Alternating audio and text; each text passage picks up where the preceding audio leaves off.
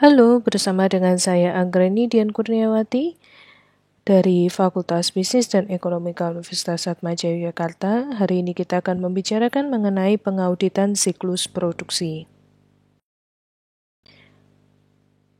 Pada hari ini kita akan membahas mengenai sifat dari siklus produksi, tujuan audit khusus dari siklus produksi, aktivitas pengendalian dari siklus produksi, dokumen dan fungsi pengendalian terkait, serta pengujian substantif atas siklus produksi. Merupakan sifat dari produksi. Siklus produksi merupakan aktivitas yang terkait dengan pengolahan bahan baku menjadi produk jadi. Dalam artian adalah terjadi konversi antara bahan baku menjadi produk jadi. Hal inilah yang dinamakan dengan produksi. Nah, aktivitas ini terdiri atas production planning and control, yaitu dari tipe dan jumlah barang yang akan diproduksi.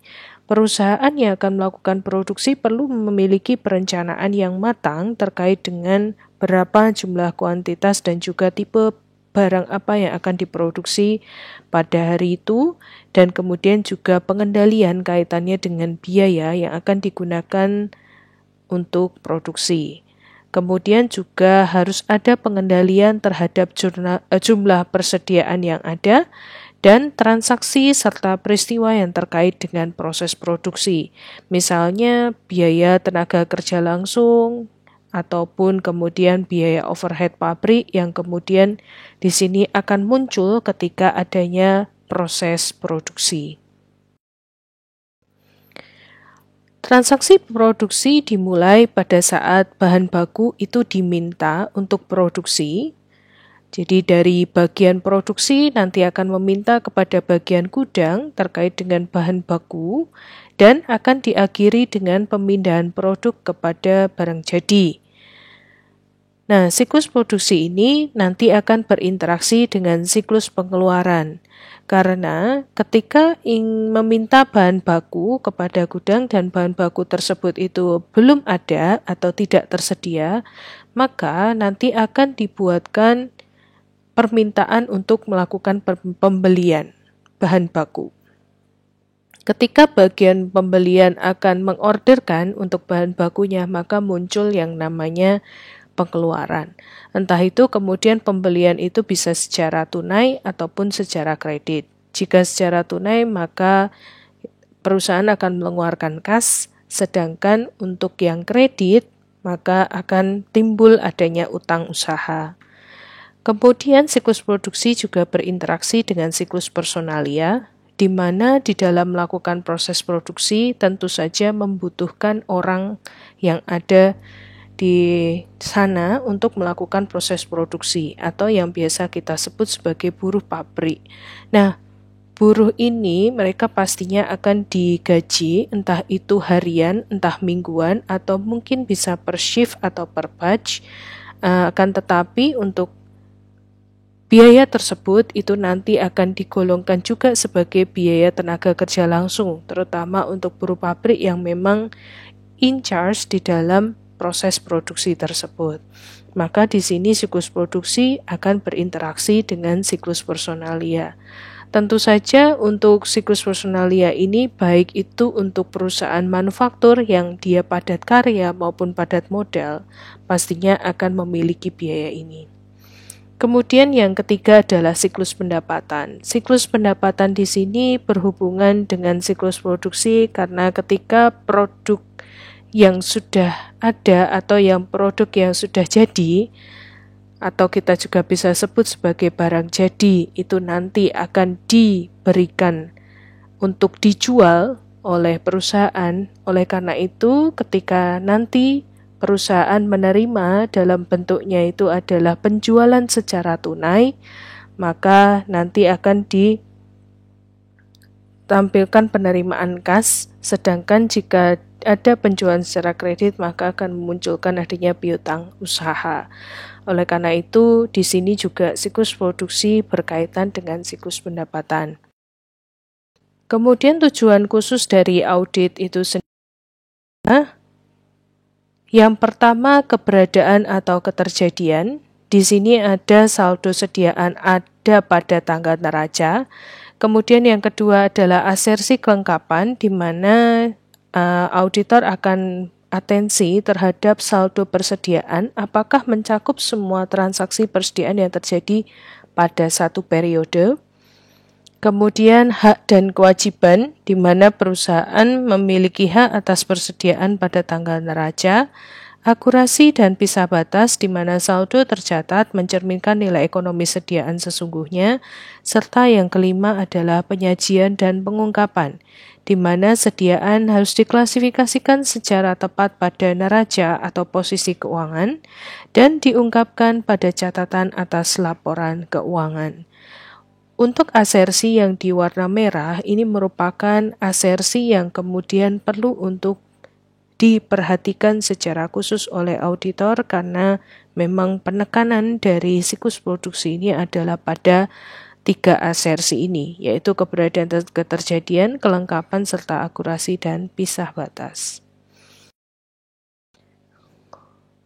Di sini merupakan contoh juga terkait dengan tujuan transaksi dari audit untuk siklus produksi, di mana di situ ada occurrence, kemudian juga ada completeness, accuracy, dan juga cut-off serta classification. Nah, di sini adalah detail lebih jelasnya dari asersi yang kemudian dilakukan. Kemudian ada dari seginya itu adalah tujuan dari saldo, di mana nanti akan berhubungan dengan existence, rights and obligations, completeness, dan juga valuations and allocations. Sedangkan juga di sini ada kaitannya dengan tujuan audit untuk penyajian dan pengungkapan. Untuk tujuan audit berdasarkan asersi atau transaksi, di sini lebih detailnya terkait dengan bagaimana transaksi yang berhubungan dengan asersi tersebut. Untuk eksistensi atau keterjadian, di sini ada transaksi kaitannya dengan produksi, di mana ada persediaan fisik dan juga nanti untuk penentuan harga pokok produksi. Untuk uji rinci saldo, nanti yang dilakukan terutama untuk sediaan adalah melakukan stock taking, di mana di sini adalah untuk melihat bagaimana persediaan secara fisik dikelola, dan kemudian juga kaitannya dengan melihat apakah prosedur pengendalian persediaan telah dilakukan oleh perusahaan. Sehingga kemudian di sini nanti juga akan berhubungan dengan harga pokok produksi, yang kemudian nanti juga akan berakhir di dalam perusahaan menentukan beban pokok penjualannya. Kemudian untuk asersi kelengkapan, di sini adalah untuk seluruh transaksi, di mana di sini juga melihat dari seluruh persediaan yang ada. Sedangkan untuk asersi hak dan kewajiban, di mana persediaan itu nanti termasuk ke dalam transaksi produksi, dan kemudian di sini nanti mengarahnya ke legal title, atau kemudian dalam artian persediaan yang ada di dalam gudang tersebut itu memang benar-benar milik dari perusahaan. Karena ada beberapa persediaan yang kemudian dititipkan oleh perusahaan lain untuk kemudian mengelola atau kemudian dikelola oleh perusahaan tersebut. Kemudian untuk akurasi dan pisah batas, di sini ada jurnal, ikhtisar, dan posting, di mana di sini ada lower cost of market untuk metode persediaannya, dan kemudian di sini harus dilihat konsistensinya bagaimana untuk penggunaan metode persediaan tersebut. Kemudian untuk penyajian dan pengungkapan, di sini juga untuk seluruh transaksi dan juga seluruh persediaan yang ada itu perlu diklasifikasikan dengan tepat, entah itu dari bahan baku, barang dalam proses, maupun juga barang jadi. Untuk pengembangan strategi audit, perusahaan manufaktur bisnis intinya adalah memproduksi barang. Sedangkan untuk perusahaan lain seperti distribusi, dagang, dan retail, ini ke bisnisnya itu adalah untuk manajemen persediaan, dan ini merupakan kunci sukses dari kinerja perusahaan itu sendiri.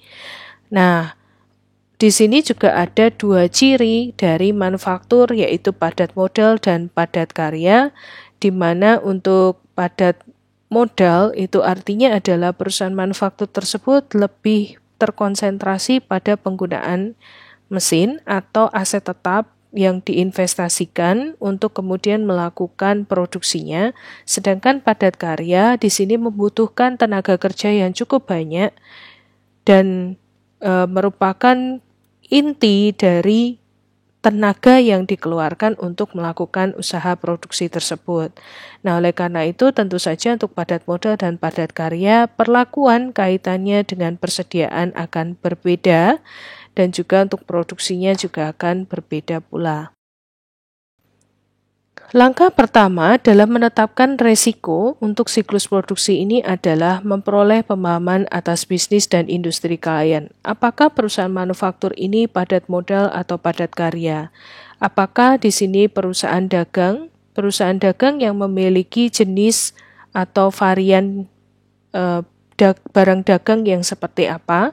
Kemudian juga untuk retail, di mana di situ varian dari barang dagangnya itu cukup banyak, maka di situ pengolahan persediaannya juga cukup banyak. Kemudian juga untuk yang lain seperti jasa, bagaimana mereka memiliki persediaan, tentu saja ini akan berbeda dengan ketika melihat dari perusahaan manufaktur. Jadi karakteristik dari perusahaan manufaktur itu sendiri akan berbeda dengan perusahaan yang lain karena hubungannya dengan adanya proses produksi di dalam manufaktur ini. Nah, pemahaman bisa membantu auditor dalam membuat ekspektasi terhadap pendapatan total dengan memahami kapasitas klien, lokasi pasar, dan juga pelanggan. Kemudian juga bisa membuat ekspektasi atas margin bruto dengan memahami pangsa pasar klien dan juga keunggulan kompetitif dari pasar itu sendiri. Kemudian juga bisa membuat ekspektasi tentang piutang usaha neto didasarkan pada rata-rata periode penagihan klien dan industrinya. Kemudian di sini merupakan contoh dari data statistik persediaan menurut industri, di mana di sini ada jenis industri, median persen aset, kemudian ada turnover hari kuartil atas, dan juga ada median dan turnover hari kuartil bawah. Turnover yang dimaksud di sini adalah inventory turnover. Nah, terkait dengan jenis industri, kita bisa bandingkan antara grosir, alat rumah tangga, dan juga komputer. Di mana di sini untuk yang komputer merupakan perusahaan manufaktur. Begitu pula juga dengan yang alat rumah tangga. Nah, kita bandingkan jika median per asetnya itu untuk grosir itu 27%, sedangkan turnovernya adalah 15 hari.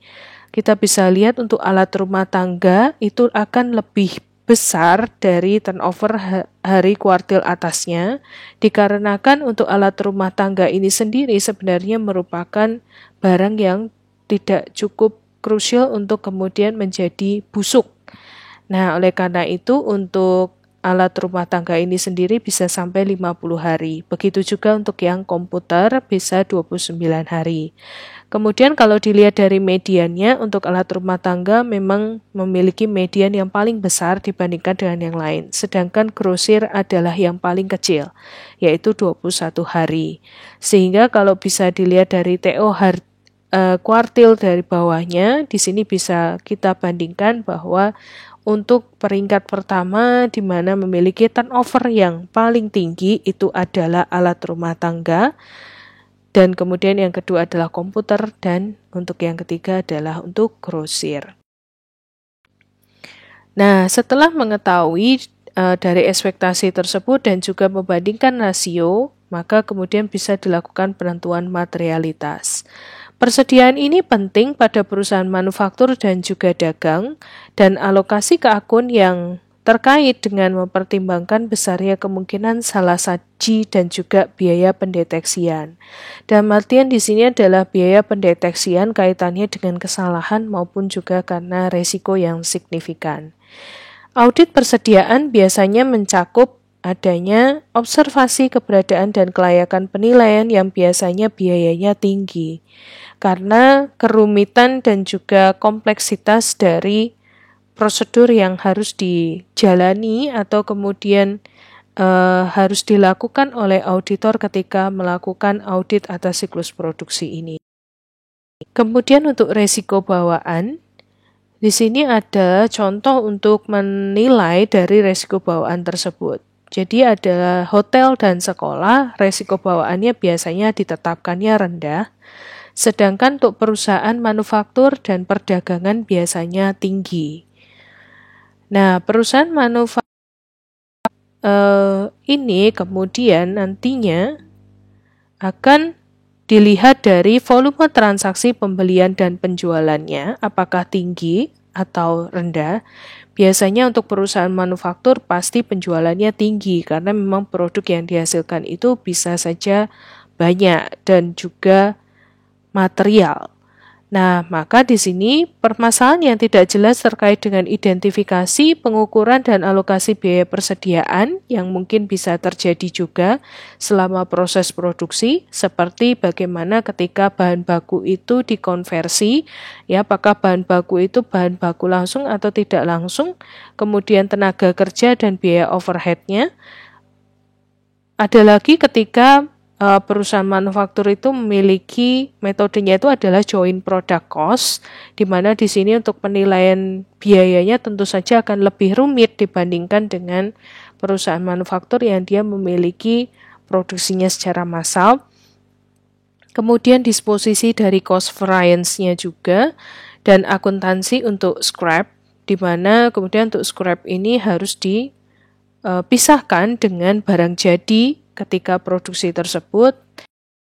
Dan variasi jenis persediaan juga seringkali memerlukan cara pengukuran yang berbeda untuk kuantitasnya. Nah, oleh karena itu di sini perlu adanya penyimpanan persediaan di gudang yang terpisah, di mana supaya ada keamanan terkait dengan kuantitas dari gudang itu sendiri, dan juga terkait dengan kualitas dari produk itu sendiri bisa terjaga di dalam persediaan jika gudang itu terpisah. Tidak mungkin jika kita memiliki produk yang kemudian dia mudah busuk dan kemudian antara stok lama dengan stok baru itu dicampur menjadi satu. Pasti kualitasnya akan berkurang karena adanya pencampuran di dalam satu gudang tersebut. Oleh karena itu, mengapa penyimpanan persediaan di gudang perlu terpisah. Kemudian yang ketiga adalah variasi jenis persediaan menimbulkan masalah dalam menentukan kualitas dan juga harga pasarnya. Karena begitu banyaknya jenis persediaan yang ada, nah maka juga banyak dari vendor yang kemudian menawarkan kaitannya dengan bahan tersebut itu seperti apa dengan harga pasarnya yang juga saling bersaing. Nah, oleh karena itu di sini perlu kejelian khusus untuk kemudian melakukan pemilihan maupun juga nantinya pencatatan terhadap variasi jenis persediaan yang ada. Semakin variannya banyak, semakin sering kemungkinan adanya error yang dilakukan.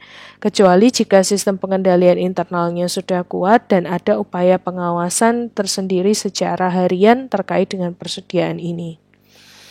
Kemudian sediaan juga bisa sangat rentan terhadap adanya keusangan. Namun faktor lain juga seperti kondisi ekonomi yang dapat mempengaruhi permintaan serta kemampuan penjualan sehingga bisa mempengaruhi ketepatan penilaian persediaan, atau sediaan mungkin dijual dengan perjanjian retur atau pembelian kembali. Nah, inilah kemudian yang digunakan oleh auditor untuk menilai resiko bawaan. Kemudian berikutnya kita akan masuk analitis. Untuk prosedur analitis, ada beberapa rasio yang bisa digunakan oleh auditor untuk menilai atau melakukan ekspektasi awal terhadap persediaan yang ada dalam perusahaan klien tersebut. Yang pertama adalah inventory turnover atau perputaran persediaan, di mana adanya inventory turnover yang lambat mengakibatkan kemungkinan klien melakukan penumpukan barang di gudang dan kemudian barang tersebut itu tidak segera didistribusikan kepada pelanggan. Nah, oleh karena itu kemungkinan ada indikasi juga bahwa pengelolaan persediaannya kurang baik. Kemudian kaitannya dengan pertumbuhan persediaan dengan pertumbuhan penjualan. Semakin banyak persediaan, maka semakin banyak pertumbuhan penjualannya. Itulah yang kemudian diharapkan. Namun apabila yang terjadi sebaliknya, berarti di sini ada masalah kaitannya dengan bagaimana barang tersebut itu laku untuk dijual atau tidak. Kemudian barang jadi yang selesai dibuat dengan pemakaian bahan baku. Karena di dalam proses produksi dilihat bagaimana konversi dari bahan baku yang dilakukan dan kemudian menjadi barang jadi. Tentunya barang jadi ini memiliki nilai yang lebih dibandingkan dengan bahan baku. Oleh karena itu, jika rasio dari barang jadi dan juga pemakaian bahan baku ini tidak baik, maka kemudian di sini kemungkinan ada masalah dalam kualitas terkait dengan barang jadinya. Kemudian barang jadi yang selesai dibuat dengan tenaga kerja langsung, di mana biaya yang besar terkait dengan upah tenaga kerja yang kemudian tidak diimbangi dengan barang jadi yang berkualitas, ini menimbulkan permasalahan terutama dari efektivitas dari karyawannya. Kemudian produk rusak per juta. Pastinya ketika melakukan produksi secara massal ataupun kemudian melakukan produksi secara order, di sini harus dipastikan bahwa perusahaan bisa meminimalisir adanya produk yang rusak. Karena produk yang rusak jika jumlahnya banyak, pastinya juga akan merugikan dari segi biaya. Nah, oleh karena itu produk rusak per juta ini perlu untuk dihitung supaya bisa melihat bagaimana produksi yang dilakukan apakah sudah tepat dilakukan oleh perusahaan tersebut. Kemudian terkait dengan aktivitas pengendalian, kita akan melihat aktivitas yang pertama yaitu untuk memulai produksi, di mana ada fungsi untuk merencanakan dan mengendalikan produksi. Potensi salah satu yang mungkin terjadi adalah mungkin telah diinstruksikan produksi yang berlebihan, atau dalam artian tidak sesuai dengan rencana yang sudah dilakukan. Nah, pengendalian internal yang bisa dilakukan adalah pengendalian internal secara manual, yaitu persetujuan atas perintah produksi dalam perencanaan dan pengendalian produksi. Dalam perencanaan produksi tersebut nanti perlu ada upaya untuk ACC atau persetujuan atas perintah produksi sehingga baru bisa dimulai produksinya. Apabila tidak ada persetujuan dari pihak yang kemudian bisa dilakukan untuk ACC, maka produksi juga tidak akan berjalan. Hal inilah yang kemudian perlu dilakukan oleh perusahaan untuk menghindari adanya potensi salah saji ini. Untuk potensi salah saji ini akan terkait dengan asersinya adalah keberadaan dan keterjadian, di mana di sini juga nanti adalah merupakan upaya atau prosedur yang dilakukan untuk melakukan tindakan yang preventif atau mencegah kemungkinan terjadinya kesalahan ataupun kecurangan. Kemudian untuk fungsi yang lain adalah mengeluarkan bahan baku, di mana di sini untuk potensi salah satu yang mungkin ada adalah penggunaan bahan baku tanpa otorisasi, dan untuk pengendalian internalnya juga dilakukan secara manual, yaitu dengan disyaratkan adanya slip pengeluaran bahan yang telah ditandatangani untuk semua bahan yang dikeluarkan ke produksi. Di mana untuk asersinya itu nanti terkait dengan asersi keberadaan dan keterjadian yang kemudian di sini nanti akan digolongkan sebagai prosedur untuk pencegahan. Kemudian berikutnya ada fungsi perpindahan barang yang dimana di sini ada aktivitas memproses barang dalam produksi. Potensi salah satu yang mungkin terjadi adalah jumlah jam tenaga kerja langsung mungkin tidak dibebankan ke perintah produksi, dan pengendalian internal untuk mencegah hal ini adalah komputer harus membandingkan jumlah jam produksi atau tiket waktu untuk mencatat jam tenaga kerja langsung dalam laporan produksi harian. Asersi yang kemudian ada untuk tujuan audit ini adalah keberadaan dan keterjadian, di mana untuk prosedur ini dikatakan prosedur yang preventif atau untuk mencegah kemungkinan terjadinya kesalahan ataupun kecurangan yang terjadi. Kemudian aktivitas yang kedua adalah memindahkan pekerjaan yang sudah selesai ke persediaan barang jadi atau mengkonversikan dari barang dalam proses menjadi barang jadi. Potensi salah satu yang mungkin terjadi adalah personel di bagian barang jadi mungkin menyatakan bahwa barang belum diterima dari bagian produksi. Maka pengendalian internal yang bisa dilakukan adalah pengendalian internal manual dengan tanda tangan dari personil untuk kemudian bisa dilakukan pemrosesan terlebih lanjut. Nah, untuk asersi yang bisa dilakukan adalah asersi keberadaan dan keterjadian dengan pencegahannya itu adalah untuk prevensi. Kemudian untuk fungsi yang berikutnya adalah melindungi persediaan, di mana potensi salah satunya adalah persediaan mungkin telah dicuri dari gudang. Pengendalian internal yang bisa dilakukan adalah penggunaan gudang terkunci dengan akses dibatasi pada personil yang dapat otorisasi saja, atau kunci itu hanya dipegang oleh satu orang sehingga tidak mungkin ada orang yang bisa lalu lalang. Atau kemudian juga bisa pada perkembangannya sekarang ini dengan menggunakan akses khusus seperti RFID atau kemudian dengan menggunakan face print atau fingerprint sehingga tidak banyak orang yang bisa masuk ke dalam gudang tersebut. Nah, ini terkait dengan asersi, existence and occurrence, di mana untuk prosedurnya untuk prosedur mencegah terjadinya kesalahan ataupun kecurangan yang terjadi. Kemudian untuk fungsi yang berikutnya adalah mencatat transaksi pabrikasi dan persediaan, di mana meliputi aktivitas menentukan dan mencatat biaya-biaya pabrikasi. Potensi salah satu yang mungkin terjadi adalah biaya pabrikasi langsung yang dialokasikan ke barang dalam proses mungkin tidak dicatat atau dicatat dengan jumlah yang salah. Nah, di sini ada pengendalian internalnya, yaitu dengan membandingkan dengan terkomputerisasi data laporan produksi harian dengan dokumen sumber yang mendasari. Contohnya seperti tiket perpindahan persediaan atau moving ticket dan juga kartu waktu atau time ticket. Nah, di sini asersinya cukup lengkap, yaitu untuk keberadaan dan keterjadian, kemudian untuk hak dan kewajiban, serta untuk accuracy and cut-off. Di sini adalah merupakan prosedur yang sifatnya adalah untuk mendeteksi kemungkinan adanya kesalahan ataupun resiko yang signifikan. Dan yang berikutnya adalah fungsi menjaga kebenaran saldo-saldo sediaan, di mana potensi salah satu yang mungkin terjadi adalah kuantitas sediaan yang tercatat mungkin tidak sesuai dengan kuantitas sediaan yang ada di tangan.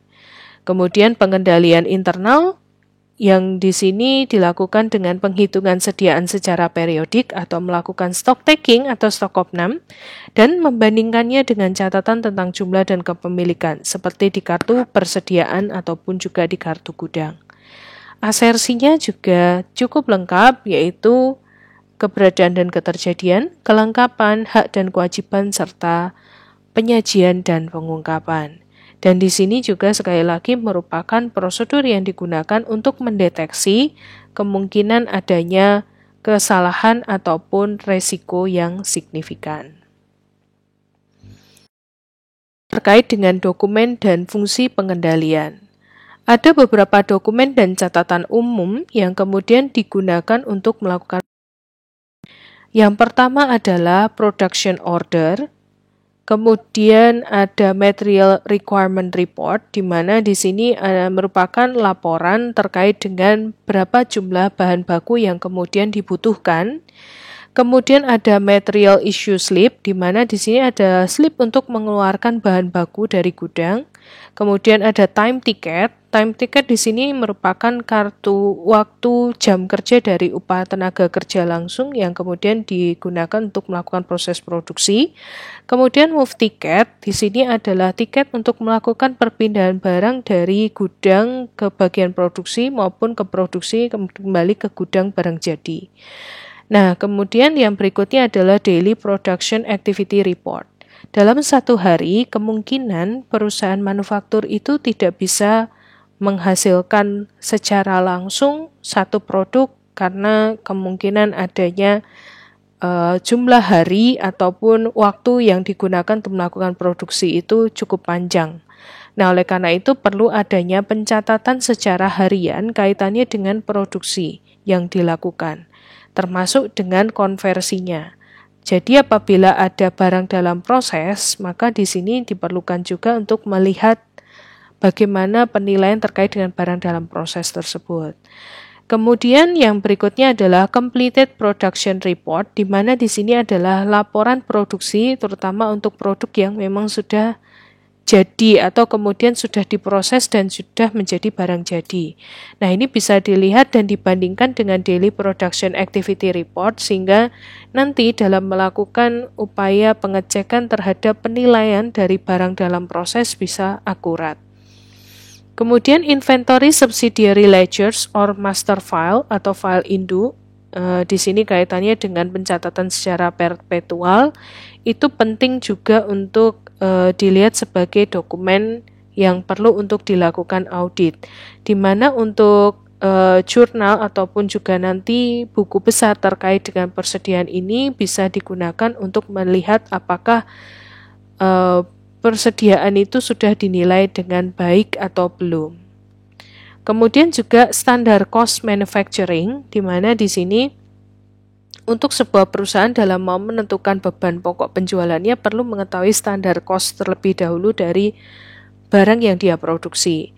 Karena di sini nanti akan mengarah kepada ketepatan atau akurasi dari adanya work in process dan juga untuk beban pokok penjualannya ada. Nah, maka di sini juga nanti akan dilihat laporan yang lain adalah work in process inventory manufacturing dan juga untuk finished good inventory manufacturing. Sehingga nanti bisa dilihat keakuratan dan juga klasifikasinya apakah sudah tepat atau belum.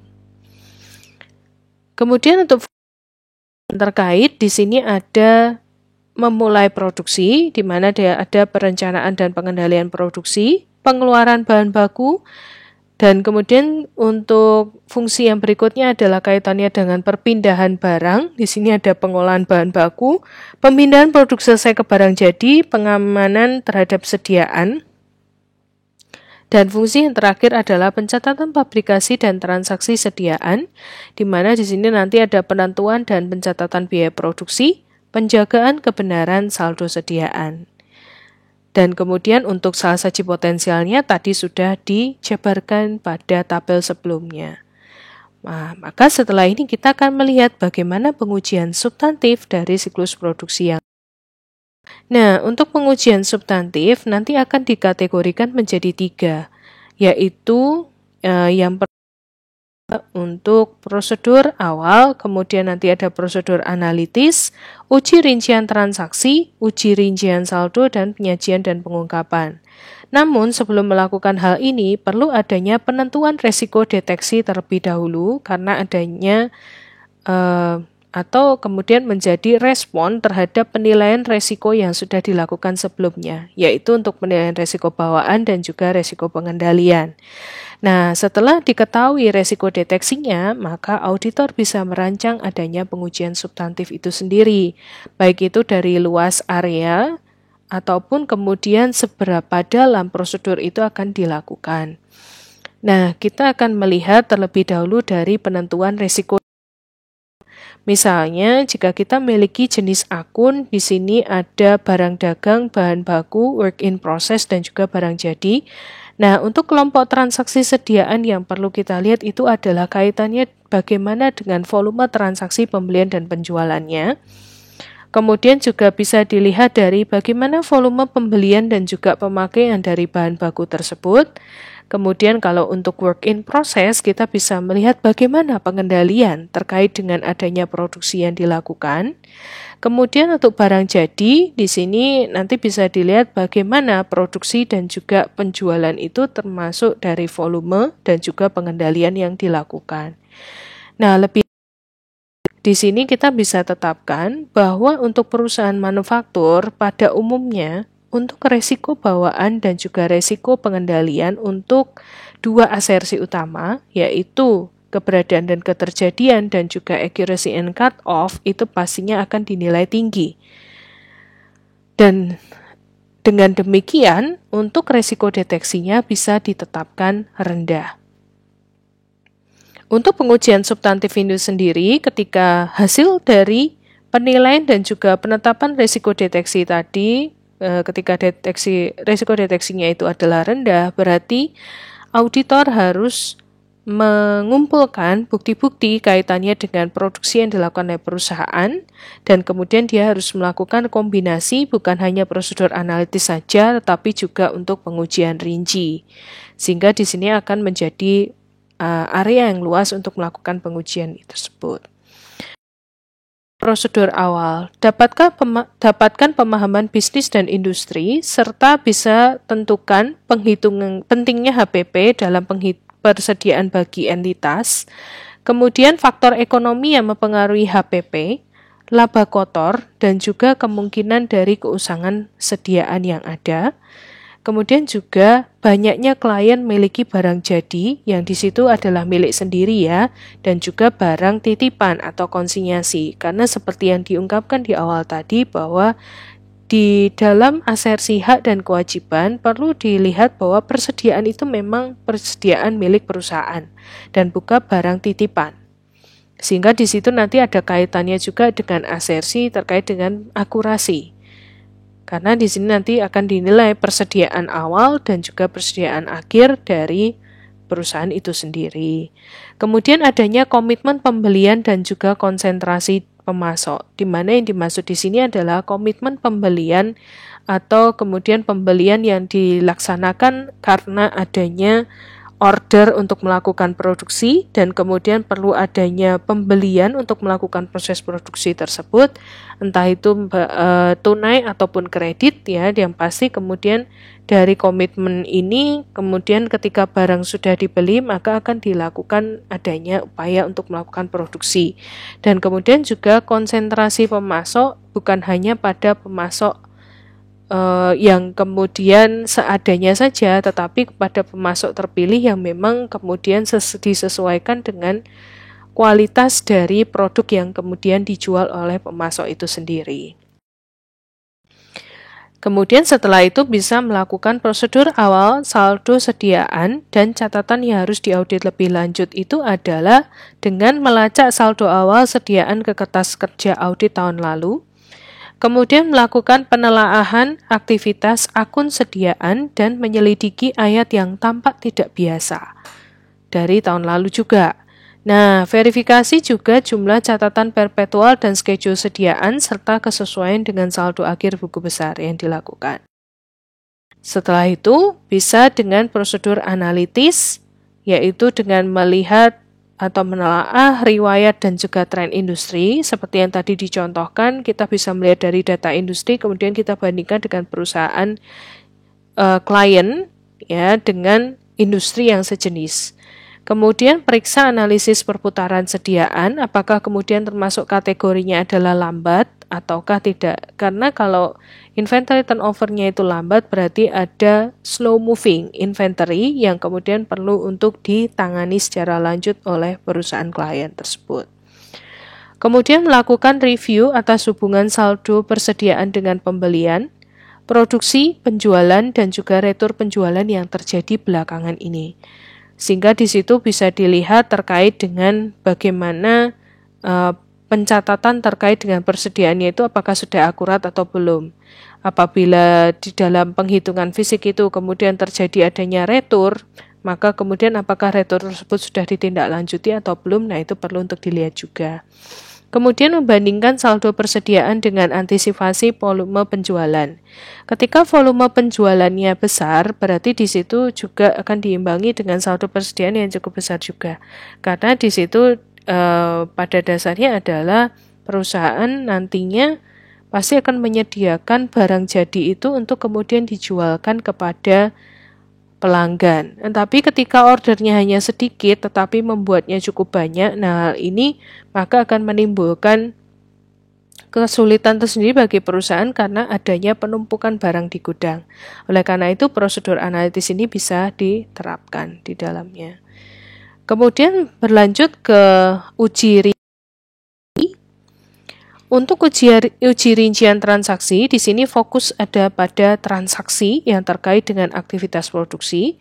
Yang pertama yang harus dilakukan adalah mengusut sampel ayat jurnal pada akun persediaan dengan dokumen pendukung. Contohnya seperti faktur supplier atau pemasok, biaya produksi, laporan produk selesai, dan penjualan serta retur penjualan. Kemudian berdasarkan sampel tersebut bisa dilakukan pelacakan data dari catatan pembelian, produksi selesai dan penjualan ke akun persediaan yang ada.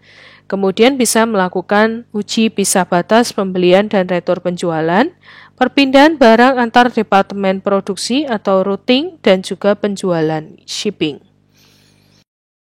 Lanjut ke uji rinci saldo, di mana di dalam uji rinci saldo ini terdapat satu prosedur yang penting, yaitu untuk mengamati penghitungan sediaan yang dilakukan oleh klien, atau kita bisa sebut sebagai penghitungan fisik atas sediaan, atau juga ada istilahnya itu adalah inventory taking atau stock opnam.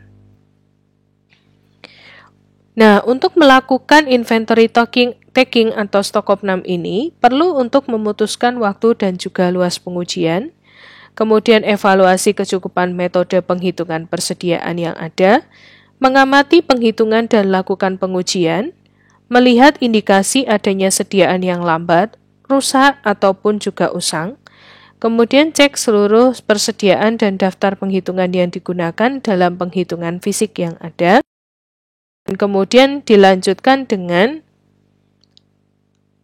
upaya ya untuk kemudian menjadi pengamatan atau penghitungan persediaan fisik barang di gudang yang nantinya akan terkait dengan asersi keberadaan dan keterjadian yang kemudian nanti juga menjadi salah satu asersi yang akan ditekankan. Nah, khusus untuk perusahaan manufaktur, kegiatan ini juga dilakukan untuk mengetahui bahan baku, bahan penolong, barang setengah jadi, dan juga barang jadi. Jadi bagaimana konversinya dari bahan baku sampai dengan barang jadi, itu bisa dilakukan juga dengan melakukan inventory taking ini, sehingga nanti terkait dengan penghitungan terutama untuk barang dalam proses itu bisa menjadi tepat. Kemudian biasanya dilakukan di akhir atau awal bulan tergantung kebijakan dan kepentingan perusahaan. Karena ada juga beberapa perusahaan itu yang kemudian melakukan stock opnam atau stock taking itu bisa jadi berada di luar jadwal ketika auditor itu melakukan audit laporan keuangannya. Oleh karena itu perlu diinformasikan terlebih dahulu kepada perusahaan klien apabila auditor ingin melakukan menyaksikan inventory taking tersebut.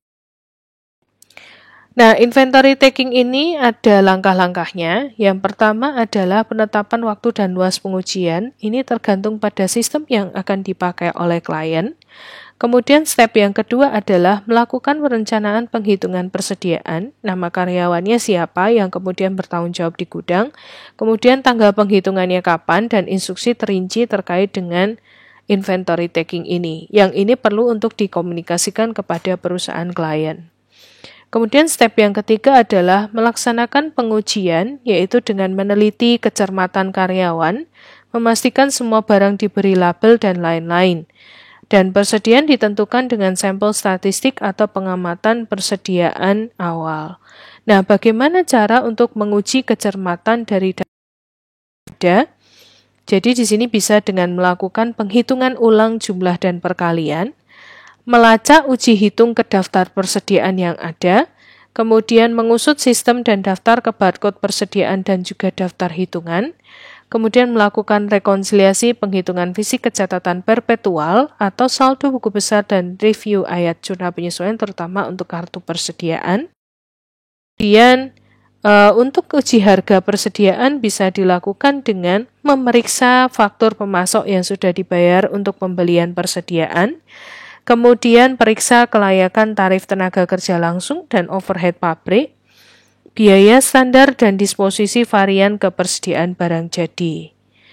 Nah, Di dalam inventory taking ini sendiri, nanti auditor hanya bisa menyaksikan kaitannya dengan bagaimana karyawan melakukan inventory taking tersebut dan bagaimana mereka melakukan upaya supaya saldo sediaan yang dilakukan itu kemudian tidak terjadi selisih atau dalam artian pengelolaan terkait dengan persediaannya akan terlihat di dalam inventory taking tersebut. Oleh karena itu, nantinya auditor akan membuat berita acara kaitannya dengan penghitungan fisik tersebut sebagai salah satu kertas kerja yang bisa digunakan untuk melihat atau kemudian jika terjadi kelemahan di dalam inventory taking itu bisa dilakukan rekomendasi untuk perbaikan terkait dengan pengendalian intern di persediaan tersebut. Kemudian masuk ke uji rinci saldo berikutnya yaitu estimasi. Di dalam estimasi akuntansi ini nanti ada evaluasi nilai realisasi neto persediaan di mana bisa dilakukan dengan memeriksa faktur penjualan sesudah akhir tahun dan juga bisa melakukan uji lower cost of market. Kemudian bandingkan sediaan dengan katalog dan laporan penjualan. Tanyakan kepada sediaan yang slow moving, berlebih atau usang dan juga bisa perlunya harga tersebut itu diturunkan atau kemudian bisa dijual kembali dengan harga yang lebih murah. Kemudian evaluasi proses manajemen untuk estimasi nilai realisasi neto dengan menggunakan perkiraan. Nah, evaluasi terhadap nilai realisasi neto ini dengan menggunakan informasi terkait dengan tren industri, tren perputaran sediaan dan juga terkait dengan barang-barang yang slow moving. Jadi barang-barang yang tidak laku untuk dijual tersebut atau belum laku untuk dijual. Nah, kemudian yang terakhir dari kategori pengujian substantif adalah penyajian dan di dalam penyajian dan pengungkapan ini nanti perlu bandingkan penyajian sediaan dengan standar akuntansi keuangan yang berlaku di Indonesia. Nah, di sini harus melakukan konfirmasi perjanjian penggadai dan penjaminan persediaan. Kemudian yang kedua adalah mereview penyajian dan pengungkapan persediaan dalam draft laporan keuangan dan tentukan kesesuaiannya dengan standar akuntansi keuangan yang berlaku di Indonesia.